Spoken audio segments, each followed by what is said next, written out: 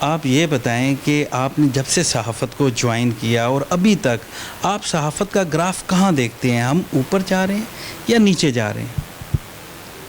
جب میں نے 1987 میں صحافت شروع کی تھی تو اس وقت جنرل ضیاء الحق کا دور تھا. اس زمانے میں جو ہمارے رول ماڈل تھے جرنلزم میں وہ تھے نثار عثمانی صاحب، حسین نقی صاحب، آئی رحمان صاحب. یہ ہمارے رول ماڈل تھے. تو اب with the passage of time اب صرف حسین نقی صاحب رہ گئے ہیں، وہ بھی ایک طرح سے ریٹائر ہو چکے ہیں.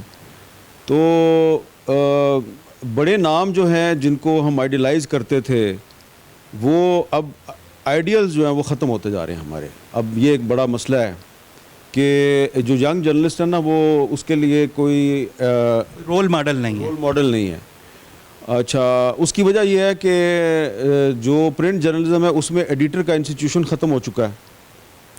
اور 2002-2003 میں ٹی وی چینل شروع ہو گئے تھے. ہمارا خیال تھا کہ ٹی وی چینل آنے سے پاکستان کی جو صحافت ہے اس کا معیار بہتر ہوگا. انفارچونیٹلی میرا خیال ہے کہ جو ٹی وی چینلز ہیں انہوں نے صحافت کا معیار بہتر بنانے میں کوئی کردار ادا نہیں کیا. کیا میر صاحب صحافت میں سچ بولنا بنیادی اصول ہے؟ سچ پہلی چیز ہے، لیکن کیا ہر سچائی کو میڈیا پر لانا، سامنے لانا ضروری ہوتا ہے؟ میرا خیال ہے کہ ہر سچائی کو سامنے لانا ضروری ہوتا ہے، اور جس سچائی کو سامنے لانے سے فساد کا یا کسی تخریب کا احتمال ہو تو اس کو بھی آپ سوچ سمجھ کے سچائی کو سامنے لا سکتے ہیں. سچائی کو سامنے لانے کے بہت سے طریقے ہیں، کیونکہ سچائی کو اگر سچائی بہت زیادہ ننگی ہے اور اس سچائی سے عریانی اور فحاشی پھیلنے کا خطرہ ہے تو آپ کا کمال یہ ہونا چاہیے صحافی کا کہ اس سچائی کو تھوڑے سے کپڑے پہنا دے. ٹھیک ہے، تو آپ سچائی کو کپڑے پہنا کر بھی سامنے لا سکتے ہیں. اس کے بہت سے طریقے ہیں، لیکن یہ ہے کہ ہمارے معاشرے میں اور ہماری صحافت میں تو آدھا سچ بھی نہیں بولا جا رہا، بلکہ میں تو کہوں گا کہ 25% سچ بھی نہیں بولا جا رہا. اب اس میں بہت سے لوگ جو ہیں وہ یہ کہیں گے جناب اس کا مطلب ہے کہ صحافت جو ہے وہ سچ نہیں بول رہی. نہیں، صحافت آپ کے معاشرے کا آئینہ ہے. ایک عالم دین ہے، انہوں نے گزشتہ دنوں یہ کہا کہ سارا جو میڈیا جھوٹ بولتا ہے. تو ہم نے ان سے کہا کہ آپ کسی کا نام لیں، تو انہوں نے کسی کا نام نہیں لیا.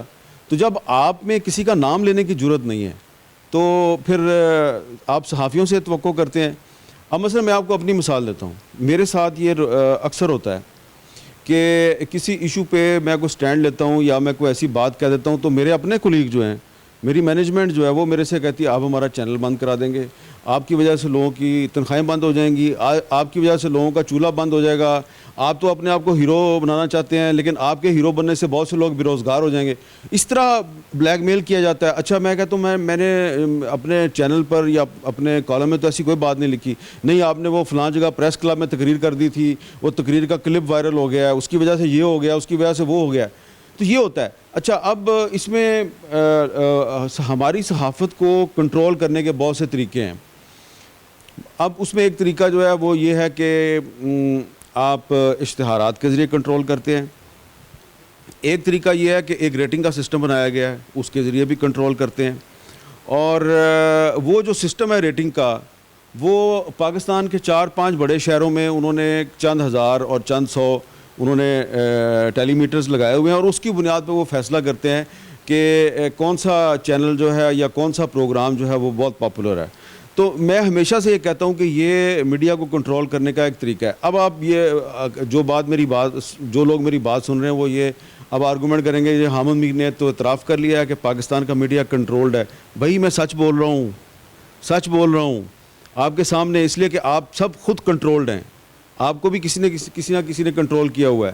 اچھا میر صاحب، ریٹنگ اور بریکنگ کا جو سپیڈ ہے پہلے میں کیا آپ نہیں سمجھتے کہ تحقیقاتی صحافت بریکنگ اور ریٹنگ کی نظر ہو گئی ہے؟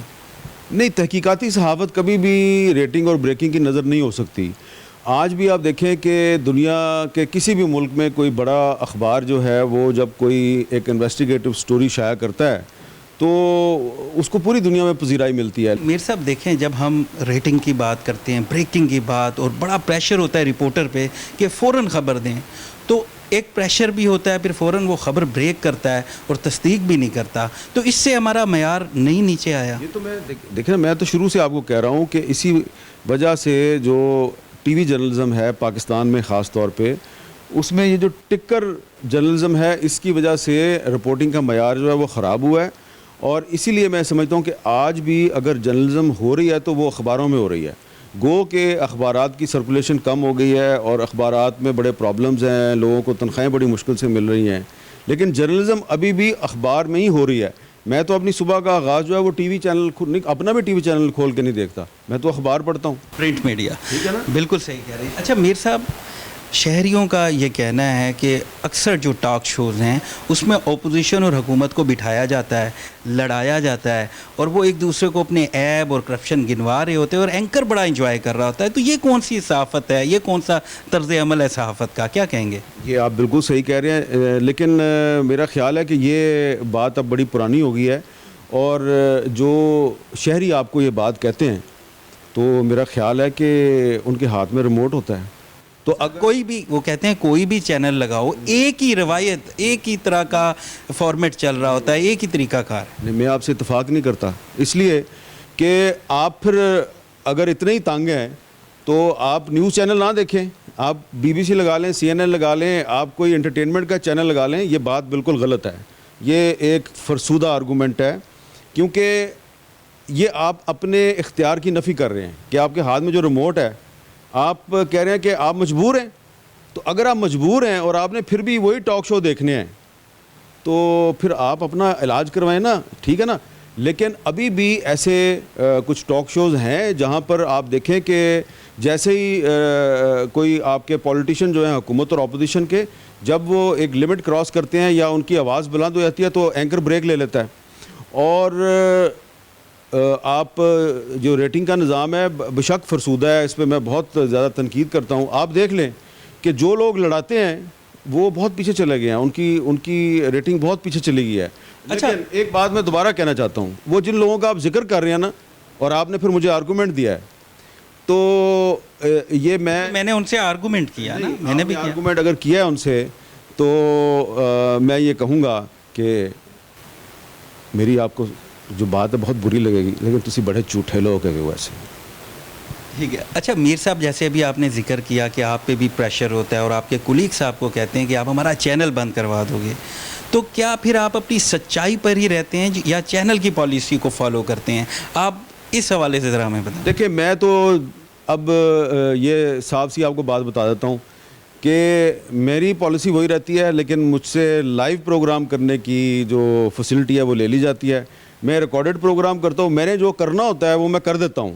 اس کے بعد چینل جو ہے وہ اس میں کوئی ایک دو چیزیں ایسی جو ان کو لگتی ہیں وہ کاٹ دیتے ہیں, ایڈٹ ہو جاتا ہے, وہ ایڈٹ ہو جاتا ہے.